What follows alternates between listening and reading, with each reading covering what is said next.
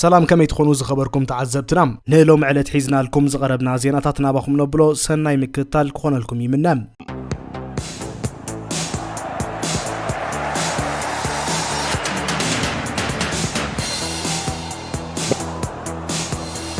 صوتات بريمير ليج عاد انجليز نسلسه سمون بزصنحنا هاغراوي غانتاتات قطمات كعرفيوم زي عرفت زين غله غانتاتات تحديثن خمصا زخلن عدل كهبن كلهم نتن بلص منقسقاسن بقعتن كريا زصنح خلبات غن انقفات كونن يخليوم زي عرفتي بخمينه زنغانتاتات يصلون زبل نطبታት بحصر زبل مسنريم قدماي اوريدر وانጫ زلوا خلبات ارسنالن مانشستر سيتن أرسنال كان مانشستر سيتي بتشعت نتبيته فنتيتا مريحنت حيزا كوانتا هلوت مس مانشستر سيتي حدا زي تጻوتو صوتا زلواغن زعرفتين أرسنال اسغاي كخون يخليوم بتاغانتا بزحلفو 14 صوتات سعرت كيمزغب دحر مغعزام بسيتي ابناي كربا كابناي فصامي قطم كتسعر تريام بزدما تጻوت زخلب زي زغصل 3 سمون بزعباتي سعرت نحسبو زچنقلو غيزي كخون يخليوم بانصارو مانشستر سيتي نتقاب زعوز زرخبت حيلي عقيباتو بمصنحنا أرسنال بخبيد كتهدنايام كلاي نبوتا شامبيونز ليج زغبر قالسي ليفربول تشيلسن ابز وقتي تصبيز زتغبرلن بقعت كريا يصنحن ليفربول ببرايتن دحر مسعرا كابتا 4 درجه حيزا زلا استون فيلا ب5 نت برحقا ب50 درجه تركب تشيلسي دما تخاتالي 4 سعرات اغاطيموالهم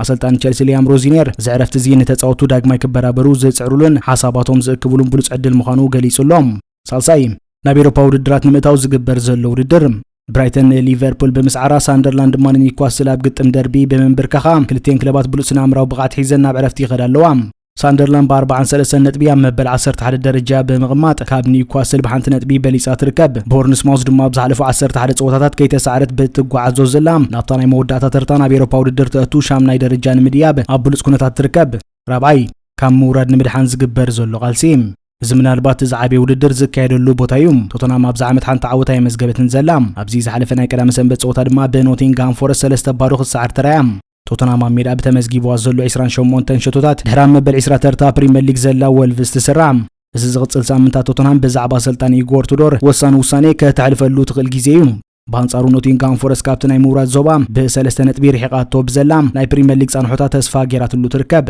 በአንጻሩ መበል 18 ተርታ ተሰሪዓ ዘላ ዌስትሃም ግን በአስቶን ቪላ ድሕር ምስዓራም ነዚ ዝቕጽል ሳምንታት ኣብ ዞባ ሙራድ ኮይና ከተሕልፎያም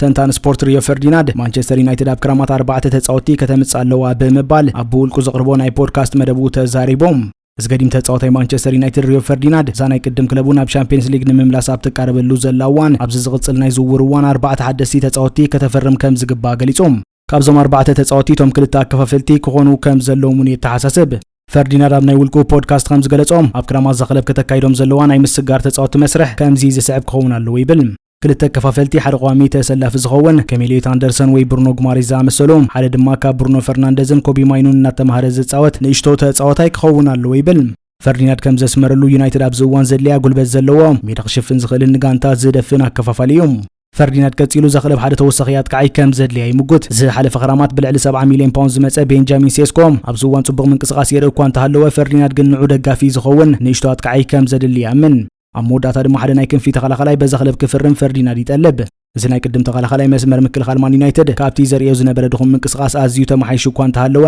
እዚ መስመር ዝያዳ ዘለዎ ክልል እንተኮይኑ ኣብ ናይ ክንፊ መስመር ምክልኻል ብብቕዓት ክጻወት ዝኽእል ተጻዋታይ ከተፈርም ከም ዘለዋ ፈርዲናንድ ይገልጽ እዚ ናይ ቅድም ተኸላኸላይ ከም ዝበሎ 10 ሓደስቲ ተጻወቲ የድልዩ ናይል ከም ሕሳብ ይካልዮም ግን 4 ተጻወቲ ምምጻት ዝያዳ ክውንነታው ዝኾነ ዝውውር ይኽብል ኮሎም እታ ጋንታ ካሲሚሮ መወዳእታ ወቕቲ ውዕሉ ምስ ወደአም ክፋንዋ ምዃኑ ስለ ዘረጋገጸት ማኑኤል ጓርቶን ክሽየጥ ስለ ዝኽእል መስመር ምክፋል ዓብይ ኣቓልቦ ይደሊ ከም ዘሎ ብምሕባር ንዑ ቀዳምነት ይባ ክሰርሓሉ ከም ዘለዋ እዚ ገዲም ተኸላኸላይ የዘኻኽር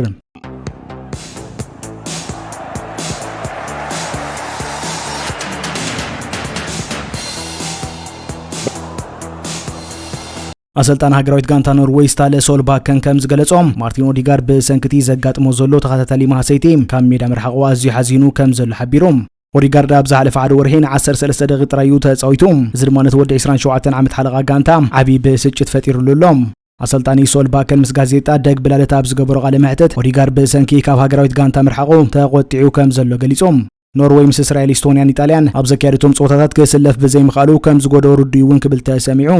ይኹን እምበር ሶልባከን ሓደ ዝሕጉዝ ዜና እውን ኣካፊሉሎም ኦዲጋርድ ውሽጢ ክልተ ሰሙንን ፈረቃን ናብ ሜዳ ክምለስ ስለ ዝኽእል ኣብቲ ኣርሰናል ምስ ሳውዝሃምፕተን ትገብሮ ናይ ኤፍ ኤ ካፕ ግጥም ክሳተፍ ተስፋ ከም ዘለዎ ገሊጾም ኖርዌይና ዋንጫ ዓለም ምሕላፋ ድሕሪ ምርጋጻ ዞም ኣብ ወርሒ መጋቢት ምስ ኔዘርላንድን ስዊዘርላንድን ተካይዶም ፀወታታት ናይ ምሕዝነት ጥራዮም ስለዚ ድማ ሶልባከን ኦዲጋርድ ካብቲ ናይ ኣርሰናል መለማመዲ ማእከል ወፂኡ ናብ ሃገራዊት ጋንታ ክጽምበር ጸቕጢ ዘይገበረሎም ኦዲጋርድ ኣብ ዝዋን ቀዳማይ ዕማሙ ብዝበለጸ ነብሱ ዳሪና ኣርሰናል ኣብቲ ወሳኒ ናይ መወዳእታ ወቕቲ ምሕጋዝ እዩ በዜካ ኦዲጋርድ ካልኦት ናይ ኣርሰናል ተጻወቲ ከም ዊሊያም ሳሊባ ጋብሪኤል ማጋልሃስን ሊያንድሮ ትሮዛርድን እውን ብሰንኪ ማሴቲ ካብ ሃገራውያን ጋንታታቶም ተሰናቢቶም ኣለዉ ኣቐዲሙ በርቼዘን ዩሪየን ቲምበርን ብመስበርቲ ዝኸሰረ ሚኬል ኣርቴታ ነዚ ናይ ዕረፍቲ እዋን ተጠቂሙ ተጻወቱ ክዕርፍን ማሰይቶም ከም ማሓደርን ይምከር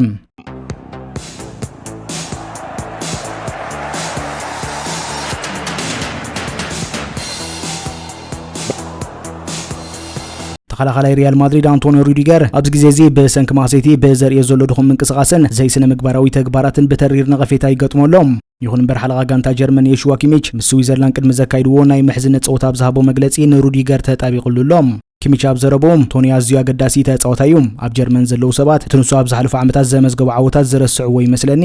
ንሱ ኣብ ሪያል ማድሪድ ቋሚ ተሰላፊ ኮይኑ በብዓመቱ ኣብ ቻምፒየንስ ሊግ ሳብ ርብዒ ወይ ፍርቂ ፍጻሜ ክበጽሕ ጸኒሑ እዩ እዚ ተመክሮ ድማ ንዓና ኣብዚ ናይ ሎሚ ዋንጫ ዓለም ኣብ ሓገዝ እዩ ብምባል ኣገዳስነት እዚ ተፃወታ ኣብ ሃገራዊት ጋንታ ኣስሚሩሎም ሩዲገር ኣብ ወርሒ ግንቦት ኣብ ዝተኻየደ ውድድር ኮፓ ዴል ሬይ ኣብ ናይ ፍጻሜ ግጥም ምስ ዳኛ ብምባእሱን ንብረትና ሜዳ ብምድርባዩን ንሽዱሽተ ፀወታታት ተኣጊዱ ነይሩ እዩ ኣብ ዝቐረበ እዋን ድማ ኣብ ልዕሊ ተፃወታይ ጌታፈ ብዝፈጸሞ በደል ተኸሲሱ ምንባር ይዝከር እዚ ወዲ 33 ዓመት ተኸላኻላይ ብሰንኪ ናይ ጨዋዳን ብርክን ማእሰይቲ ንነዊሕ ግዜ ካብ ሜዳ ርሒቑ ምጽንሑ ዝፍለጥ ኮይኑ ኣሰልጣኒ ጀርመን ጁሊያን ኔግልስማን ኣብ ቦታ ምክልኻል ንጆናታን ታህን ንኒኮ ሽሎተርባክን ዝያዳ ሩዲገር ይመርጽ ብምህላው ኣብ ሃገራዊት ጋንታ ዝነበሮ ቦታ ክስእን ከም ዝኽእል ይሕበር ኔግልስማን ከም ዝገለጾም ምስ ሩዲገር ጽቡቕ ርክብ እኳ እንተሃለዎም ቦትኡ ንኽርከብ ግን 100% ኣብ ሙሉእ ጥዕና ክህልውን ብቕዓቱ ከርእይን ኣለዎም ቶኒ ኣብ ጸቢብ ቦታ ሓደ ንሓደ ኣብ ዝግበር ግጥም ኣዝዩ ብሉጽ እዩ እንተኾነ ግን ማእሰይቲ እንተሃሊዎም ኣብቲ ዝለዓለ ብቕዓቱ ወፂኡ ክጻወት ኣይክእልን ይብል ሩዲገር እውን ነቲ ዝወርዶ ዘሎ ነቐፌታ ከም ዝተቐበሎን ሓላፍነቱ ንምውጻእ ከም ዝጽዕርን ገሊጹሎም ኣነ ሰላም ክፈጥር እምበር ናይ ረበሻ ምንጪ ክኸውን ኣይደልን ብምባል ድማ ሪቱ ሂቡሎም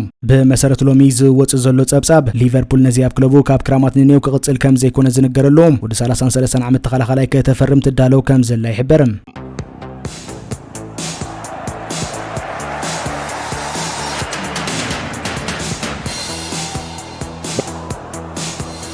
ሓጸርቲ ዜናታት ስፖርት ካብ ምስጋር ተጻወትን ኣሰልጠንትን ምስ ንርኢ ጉዳይ ጄደን ሳንቾን አልፋንሶ ዴቪስን ወዲ 25 ዓመት ተጻዋታይ ማንቸስተር ዩናይትድ ጄደን ሳንቾ ብለቕሓ ኣስቶን ቪላ ዝርከብ ዘሎ ኮይኑ ደሞዙ ብምጉዳል ናብ ናይ ቅድም ክለቡ ቦሩሲያ ዶርትሙንድ ንምምላስ ዝርብ ይገብር ከም ዘሎ ተገሊጹ ማንቸስተር ዩናይትድ ብወገናነት ናይ ባየር ሙኒክ ናይ ጸጋም ተኸላኻላይ አልፋንሶ ዴቪስ ንምዕዳግ ተገዳስነት ኣርያላ በተወሳኺ ማንቸስተር ዩናይትድ ንሓለቓ ጋንታ ኒውካስል ብሩኖ ጉማሬሽ እውን ብ60 ሚልዮን ፓውንድ ንምዕዳግ ተበግሶታት ኣካይዳ ከም ዘላ ተሓቢሩ በዘይካ ዝውን ማን ዩናይትድ ነታ ኣብ ኣርሰናል ቋሚ ናይ ምስላፍ ቦታ ክረክብ ተጸጊሙ ዘሎ እንግሊዛዊ ናይ ክንፍ ተኸላኻላይ ማይልስ ሉዊስ ኬሊ ንምዕዳግ እውን መደብ ከም ዘለዋ ተገሊጹሎም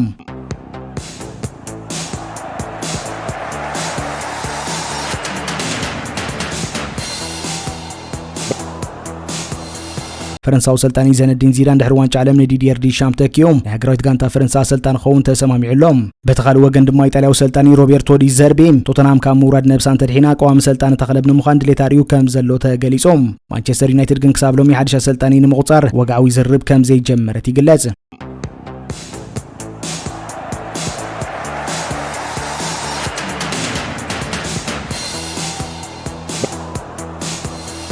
ወደ 35 ዓመት ፈረንሳዊ አንቷን ግሪዝማን ድሕሪ 10 ዓመታት ካብ እስፓኛዊት ክለብ አትሌቲኮ ማድሪድ ተሰናቢቱ ናብ ናይ አሜሪካ ሊግ MLS ምስ ክለብ ኦርላንዶ ሲቲ ክጽምበር ኣብ ስምምዕ መብጽሑ ተሓቢሩ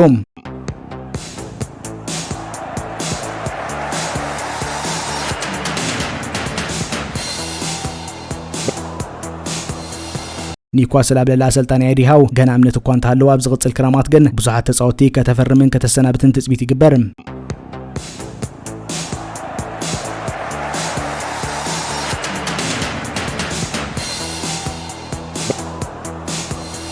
እንግሊዛዊት ክለብ ክሪስታል ፓላስ ንወዲ 19 ዓመት ናይ ቸልሲ ናይ የማን ተኸላኻላይ ጆሽ አቺምፖንግ ንምዕዳጉ ትዳሎ ከም ዘላ ይግለጽ ዝኸበርኩም ተዓዘብትና ሎም ዝበልናዮም ዜናታት ነዚ ይመስሉ ኣብ ቀጻሊ ብተመሳሳሊ መደባት ክሳብ ንራኸብ ሰላም ጥዕናን ንኹልናም